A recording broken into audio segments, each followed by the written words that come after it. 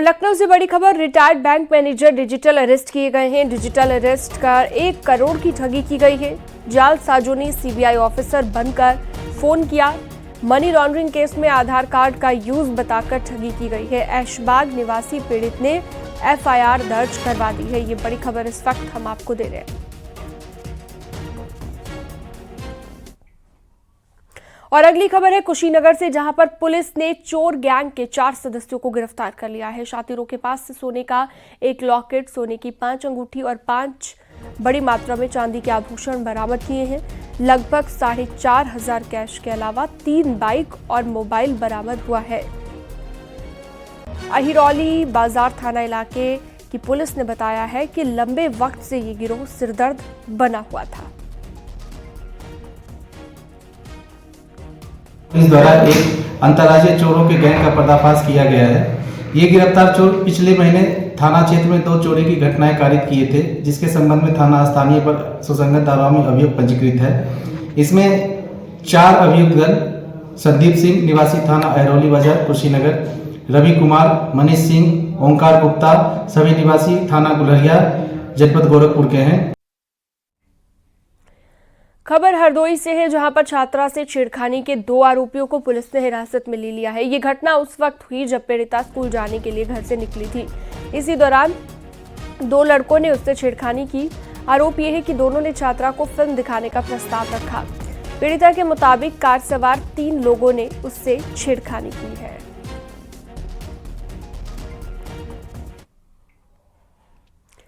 वाराणसी में देर रात लोडर चालक की हत्या से सनसनी फैल गई। सूचना के बाद पहुंची पुलिस ने शव को कब्जे में लिया, पोस्टमार्टम के लिए भिजवाया।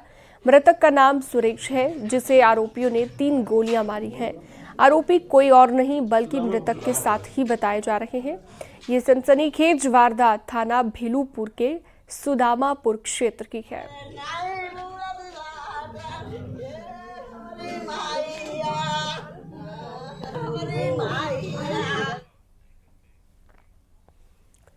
बाबरी ढांचा विध्वंस की बरसी को लेकर आज पूरे प्रदेश में अलर्ट है। जुम्मा होने की वजह से प्रशासन और ज्यादा एहतियात बरत रहा है।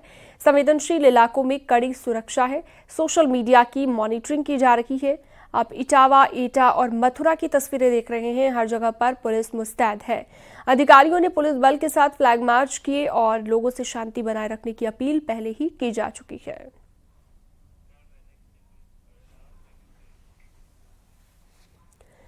मथुरा में 6 दिसंबर को लेकर अलर्ट है। श्री कृष्ण जन्मभूमि और शाही ईदगाह के पास भारी तादाद में पुलिस बल तैनात किया गया। करीब 1000 पुलिस वालों की अतिरिक्त तैनाती की गई है। आज होने वाली जुम्मे की नमाज को लेकर हर शख्स को चेकिंग से गुजरना होगा। छतों पर भी पुलिस की तैनाती की गई है। ड्रोन कैमरों से मॉनिटरिंग की जा रही है। चप्पे चप्पे की निगरानी की जा रही है। दरअसल कुछ संगठनों ने जलाभिषेक का ऐलान किया है, जिसको लेकर विशेष निगरानी की जा रही है। पुलिस ने एक महिला को हिरासत में भी लिया है।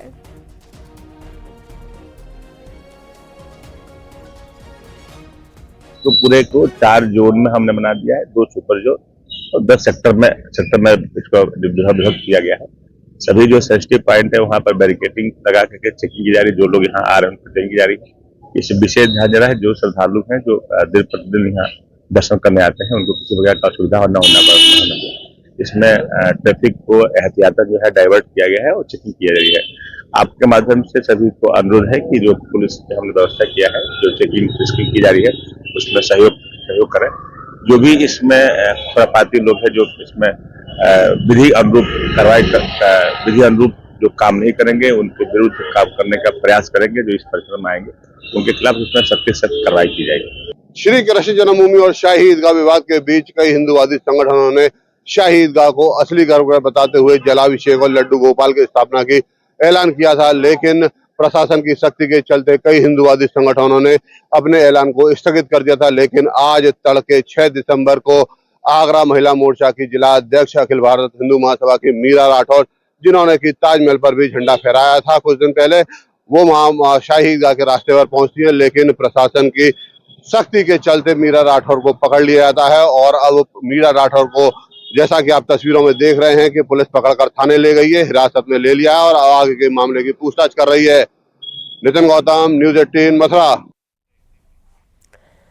संभल में 24 नवंबर को हुई हिंसा के बाद आज दूसरा जुम्मा है। जुम्मे की नमाज को देखते हुए सुरक्षा के कड़े बंदोबस्त किए गए हैं। चप्पे चप्पे पर पुलिस फोर्स तैनात की गई है। पुलिस प्रशासन ने संभल के संवेदनशील इलाकों में फ्लैग मार्च किया है। फ्लैग मार्च में एडीजी, एसपी और डीएम शामिल रहे। पुलिस, पीएसी और आरएएफ के साथ साथ बड़ी तादाद में अधिकारियों की यहां पर तैनाती की गई है। संभल के जामा मस्जिद के आसपास के इलाके में भी सुरक्षा के कड़े इंतजाम है। लोगों से अपने अपने इलाके की मस्जिद में नमाज पढ़ने की अपील की गई है। जिले में सेक्टर स्कीम लागू है। जुम्मे की नमाज के दौरान ड्रोन के जरिए निगरानी की जाएगी।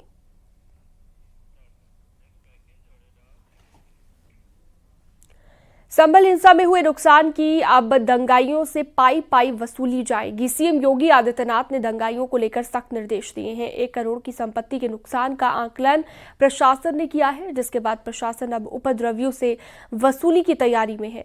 सीएम योगी ने सख्ती से निपटने के आदेश दिए हैं। वहीं अयोध्या में सीएम योगी ने बड़ा बयान दिया और कहा कि संभल और बांग्लादेश में जो हो रहा है उसका डीएनए एक ही है। वहीं अखिलेश यादव ने भी कहा कि वो डीएनए चेक कराएंगे। सीएम योगी भी चेक करवाएंगे और हम सब डीएनए भी चेक करवाएं।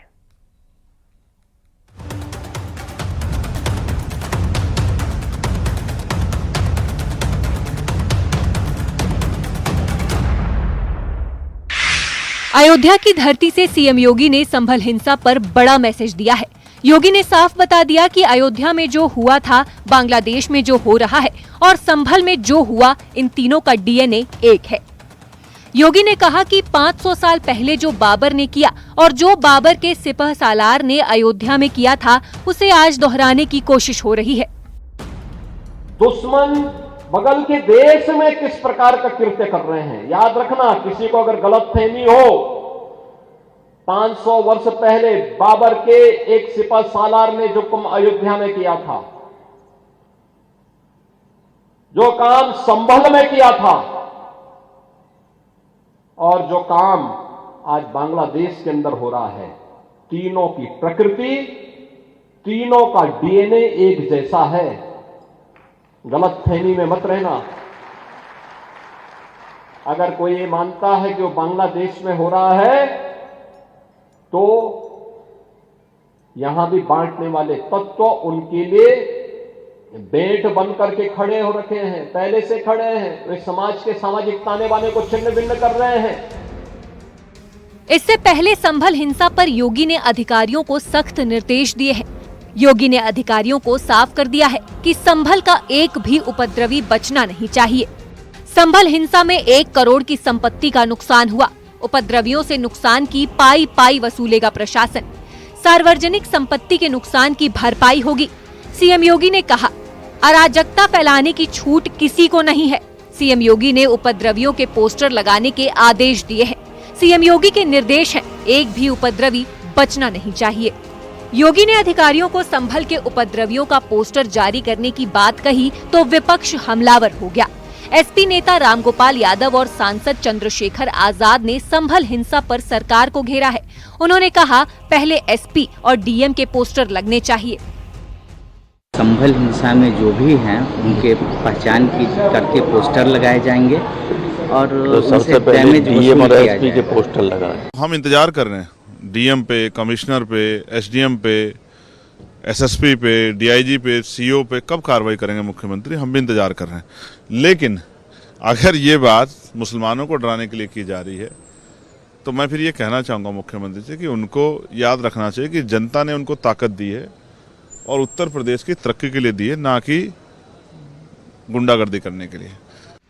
सीएम योगी के निर्देश के बाद पुलिस अधिकारियों ने एक्शन शुरू कर दिया। संभल हिंसा में शामिल 2 और आरोपियों को पुलिस ने गिरफ्तार किया है।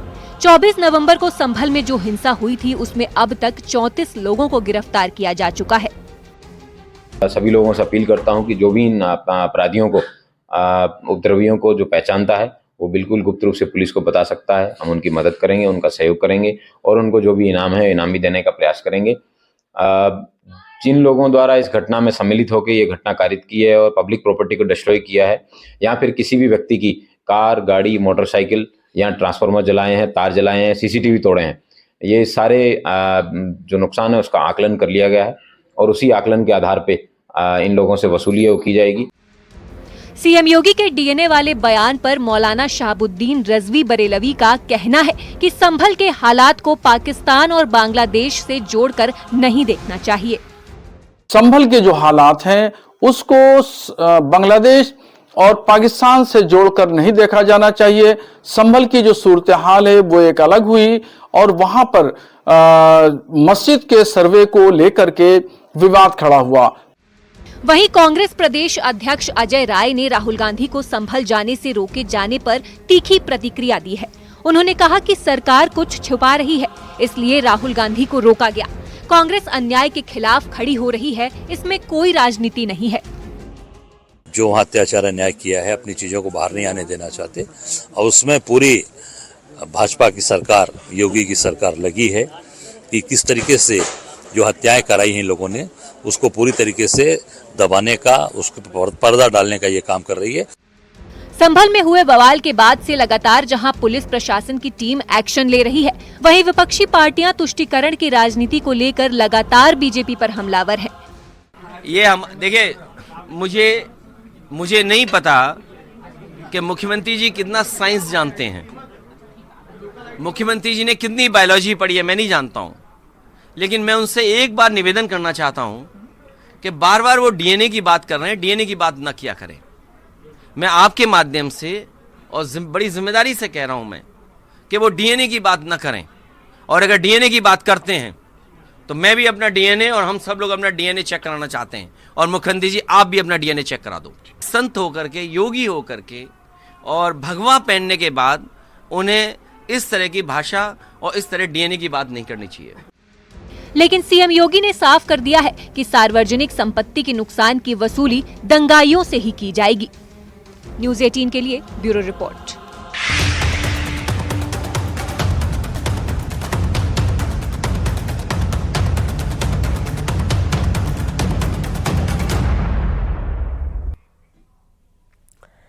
होमगार्ड संगठन का आज 62वां स्थापना दिवस है, जहां पर स्थापना दिवस पर लखनऊ में भव्य कार्यक्रम रहने वाला है। सीएम योगी आदित्यनाथ स्थापना दिवस कार्यक्रम में शामिल होंगे। इस दौरान मुख्यमंत्री योगी आदित्यनाथ परेड की सलामी भी लेंगे। सुबह करीब 9:30 बजे होमगार्ड्स मुख्यालय में कार्यक्रम का आयोजन किया जाएगा।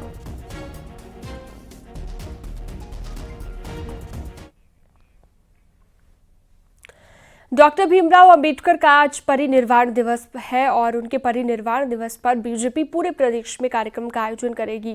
सभी बूथों पर सामाजिक समरसता दिवस के रूप में डॉक्टर भीमराव अंबेडकर के महापरिनिर्वाण दिवस को मनाया जाएगा। बीएसपी दफ्तर में श्रद्धांजलि सभा का आयोजन होगा। बीएसपी सुप्रीमो मायावती समेत पार्टी के सभी नेता बाबा साहिब को श्रद्धांजलि अर्पित करेंगे। वहीं लखनऊ में समाजवादी पार्टी के दफ्तर में भी कार्यक्रम का आयोजन किया जाएगा, जिसमें अखिलेश यादव भी शामिल होंगे।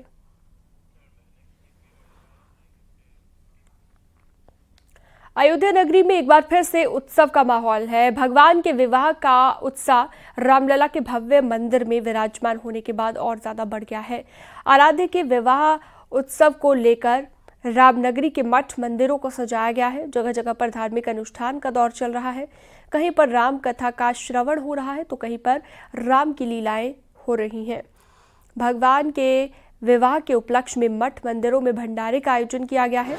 मां जानकी के धाम अयोध्या से बारात जनकपुर के लिए रवाना हो चुकी है और आज वैदिक रीति रिवाज के साथ मां जानकी के नगर में भगवान रामलला के 7 फेरे के साथ कलयुग में सतयुग के इस रस्म की अदायगी की जाएगी।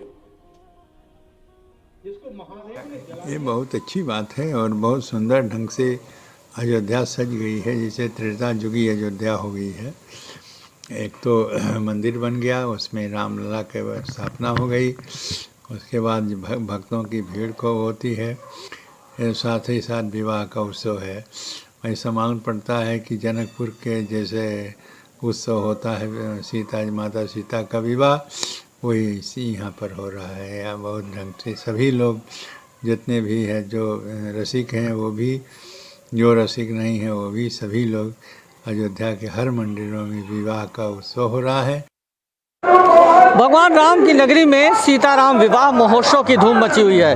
हर मठ, हर मंदिर को खूबसूरत लाइटिंग से सजाया गया है। जगह जगह वैवाहिक रस्मों की रीति रिवाजों के निर्वहन चल रहे हैं। कहीं भगवान की लीला का श्रवण हो रहा है तो कहीं भगवान के कथाओं का गान हो रहा है। इसके साथ ही अयोध्या के मठ मंदिरों में भव्य भंडारे चल रहे हैं। भगवान रामलला के भव्य मंदिर में विराजमान होने के बाद जो दृश्य है वो बहुत खूबसूरत है। अयोध्या इस समय दुल्हन की तरीके सज कर सवर कर तैयार है और अपने आराध्य के विवाह महोत्सव की साक्षी होने जा रही है। इस बार अयोध्या के विवाह महोत्सव को लेकर के विशेष तैयारियां की गई हैं। नगर भ्रमण पर भगवान रामलला दुल्हा सरकार बनकर निकलेंगे तो जगह जगह उनकी आरती उतारी जाएगी। घोड़े, हाथी, बैंड बाजा पर श्रद्धालु थिरकते रहेंगे और अपने आराध्य के इस विवाह के कलयुग में साक्षी होंगे। फिलहाल त्रेता की अयोध्या की परिकल्पना साकार होती नजर आ रही है और अयोध्या दुल्हन की तरह सज कर अपने आराध्य के लिए तैयार है। विवाह पंचमी यानी कि कल भगवान श्री सीताराम जी का विवाह महोत्सव धूमधाम से मनाया जाएगा और अयोध्या के लगभग 100 से ज़्यादा मठ मंदिरों में भगवान के विवाह महोत्सव का आयोजन किया जाएगा। कैमरा पर्सन सर्वेश के साथ निमिष गोस्वामी, न्यूज़ 18 अयोध्या।